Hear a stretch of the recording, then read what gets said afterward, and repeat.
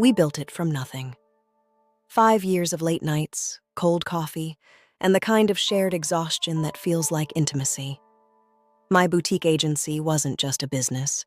It was our retirement, our safety net. The reason Mark could quit his soul-crushing corporate job to consult for me. He handled the numbers, the logistics, the things I was too busy to see while I was chasing clients and closing deals. Everyone told us we were the lucky ones, the couple that actually worked together without losing the spark. We had the house in the hills and a schedule that allowed for 3-week vacations in Tuscany. It was a stable system, a well-oiled machine where every gear turned in perfect synchronization. I trusted the spreadsheets because I trusted the man who made them. I never looked at the fine print because I thought we were writing the same story. But every stable system has a point of failure. I just hadn't found the crack in ours yet. The shifts were subtle at first. A necessary restructuring of our joint accounts. A suggestion that we trim the margins on our longest-running contracts. Mark started talking about liquidity and hedging against market volatility during dinner, his voice low and steady. He said the agency needed to be leaner, that my creative expansion was outpacing our operational reality. I felt the pressure, the sudden weight of expectations I hadn't realized were tightening around my neck. He brought home folders of data, projections that showed a cooling market I didn't recognize. He was the expert, the one who saw the storm clouds before the first drop fell.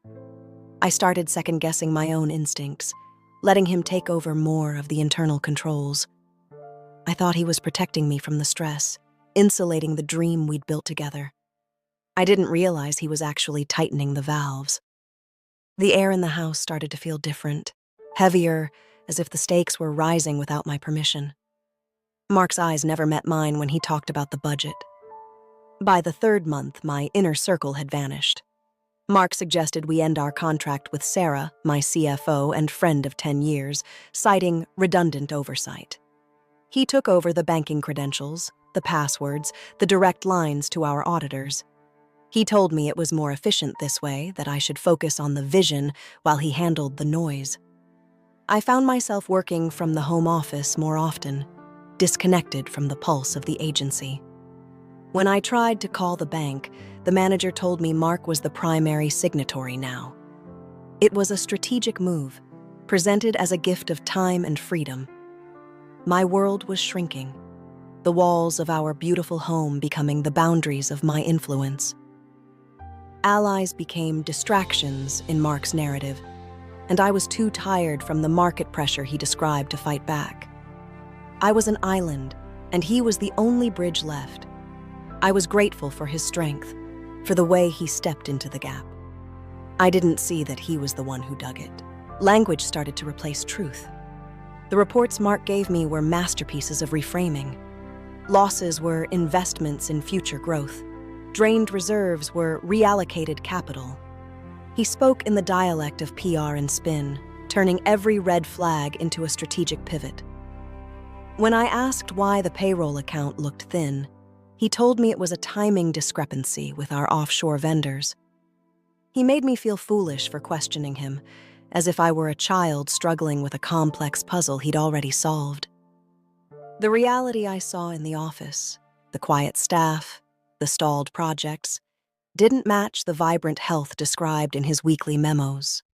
Everything was controlled. Everything was optimized. My intuition screamed that the foundation was rotting, but the blueprints he showed me were pristine. I was living in a hall of mirrors, where his voice was the only thing that sounded solid. He was the architect of a reality that didn't exist, and I was the only tenant. Every time I reached for the truth, he moved the goalposts. The numbers didn't add up, but his logic was ironclad. Then came the Tuesday morning I'll never forget.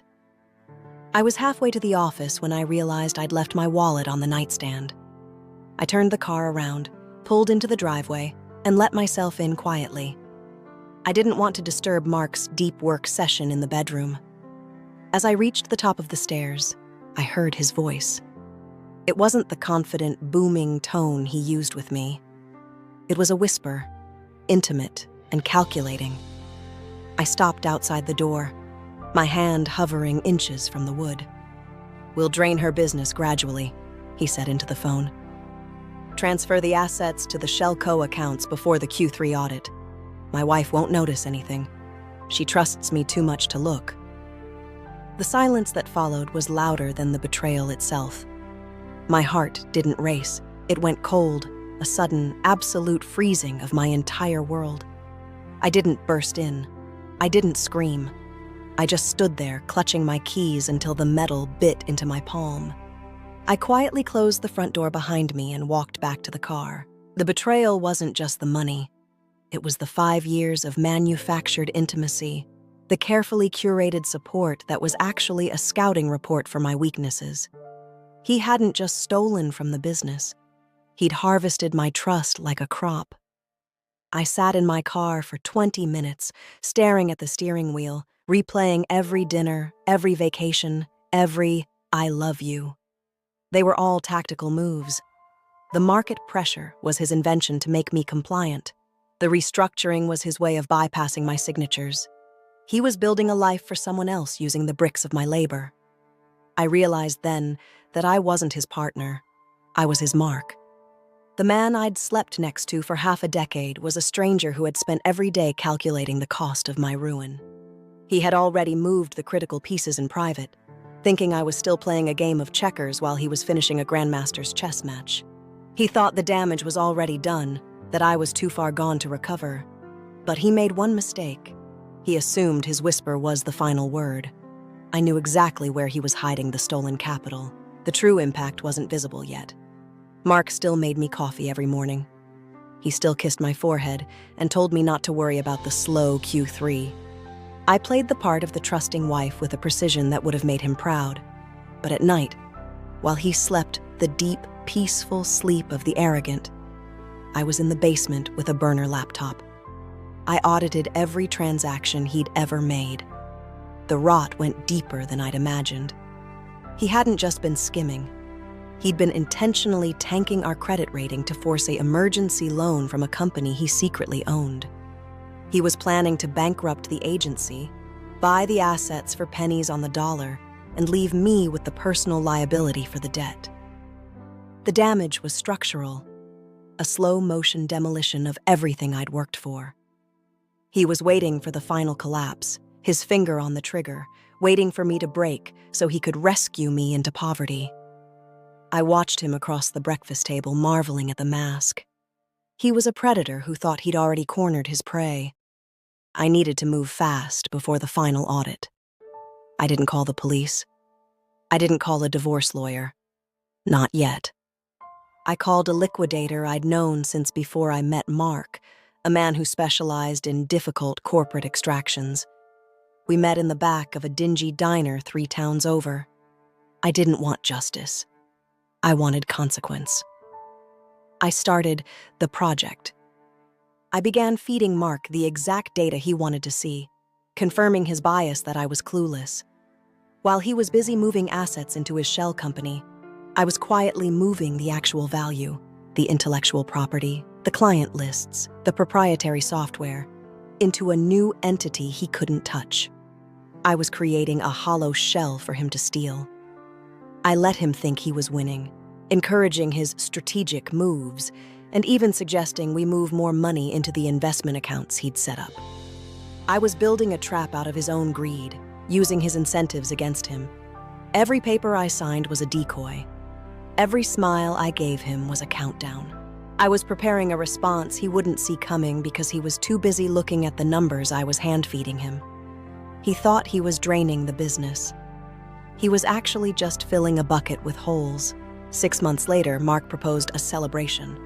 He told me the market had turned, that his bold maneuvers had saved the agency. He suggested a total merger with a new partner, the shell company he controlled, to finalize our financial security. He looked so triumphant, so genuinely proud of his own deception. I agreed. I even cried a little for effect, telling him I didn't know what I would have done without him. We signed the final papers over a bottle of vintage Krug. He thought he'd done it. He thought he now owned 100% of the agency's future, while I was effectively his employee. He was relaxed, the tension of the long con finally fading from his shoulders. He talked about our second honeymoon, about the life we were going to lead now that the hard work was over. It appeared the conflict was resolved.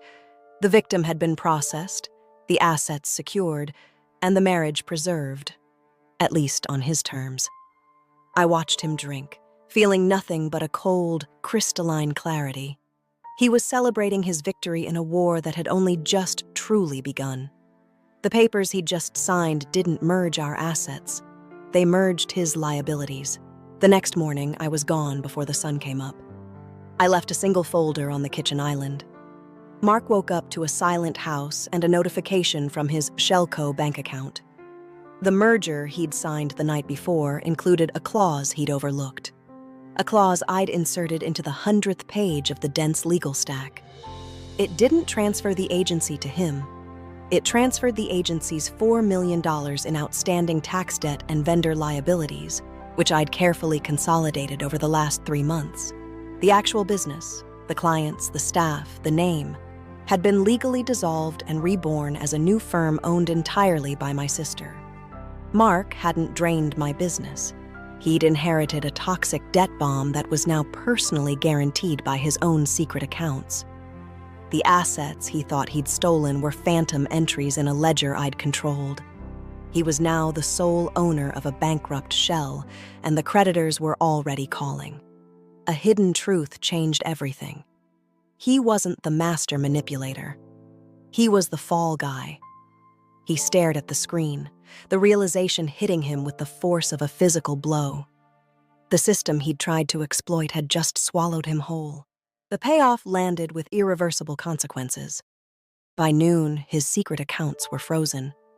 By evening, the house, which he'd used as collateral for his consulting loans, was under bank seizure. The revenge was inevitable in hindsight. I simply gave him exactly what he'd been asking for: total control. He'd wanted the business, and now he had it. Every debt, every lawsuit, every failure. He'd wanted me to be insulated from the stress, and now I was, thousands of miles away, with the actual capital he'd never managed to find. I didn't feel like a victor. There was no joy in watching the man I once loved descend into the ruin he'd built for me. There was only the heavy, dull weight of consequence. He'd exploited my trust, so I exploited his greed. It was a perfect exchange. He was left with nothing but the spreadsheets he loved so much, now filled with numbers that guaranteed his professional and personal death. He was permanently altered, a man who had tried to steal a life and ended up losing his own. The damage spread beyond him. His reputation was scorched, his consulting career over before it began. He was a ghost in the machine he tried to rig. A year later, the agency is thriving under its new name. The clients didn't care about the drama. They only cared about the results. The system absorbs the damage and continues, indifferent to the individuals who were crushed in the gears. Mark is working a mid-level accounting job in a city where no one knows his name, paying off debts that will outlive him. He thinks he's the victim of a cruel twist of fate. But the truth is simpler. He was the architect of his own collapse. I sit in my new office looking at the same kind of spreadsheets he used to make. I check every line. I audit every password. My trust is gone, replaced by a cold, permanent vigilance. The deeper system, the world of incentives, trade-offs, and power, remains unchanged. People still whisper behind closed doors. They still calculate the cost of betrayal. I just know what to listen for now. The story didn't end with a happy resolution. It ended with clarity. We are all just gears in a machine that doesn't care if we turn or if we break. I chose to be the one who turns. It was inevitable, really. Once you hear the whisper, you can never go back to the silence. Select now another video in our series of family and company dramas. They are all powerful stories of people coming back stronger after they have been humiliated or hurt by family members or their management. Always make sure you stay strong. Let nobody ever tell you what you are worth. You know the best. Of course.